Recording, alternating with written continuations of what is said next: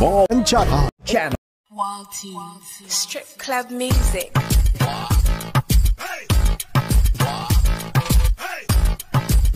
It's a boy T1.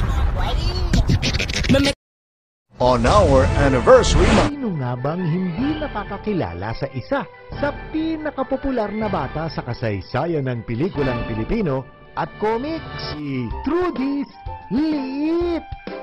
Nilikha ni Mars Ravelo at unang ginampanan ng star for all seasons na si Miss Vilma Santos ang istorya ni Trudy's Liit. Isa siya sa mga tunay na minahal at lubusang nagpaluha sa mga manunood noong una siyang ipinalabas bilang pelikula noong 1960 at muli itong ipinalabas noong 1990s. Narinig mo? Ngayon, kilala siyang muli sa pinakabagong sinenovela bilang Trudy's Liit. Lumaki man sa hirap at pagdurusa, likas kay Trudy's ang kagandahan ng loob at kabutihan ng puso, mabait, masipag at matalino. Kayatan ang katangian ng isang mabuting bata ay na kay Trudy's na. Dahil bukod sa pagkakaroon ng ngiti para sa lahat, si Trudy's ay laging punong-puno ng pag-asa. Kung may isang bagay man na wala sa kanya, yan ay ang pagmamahal ng kanyang sariling ina.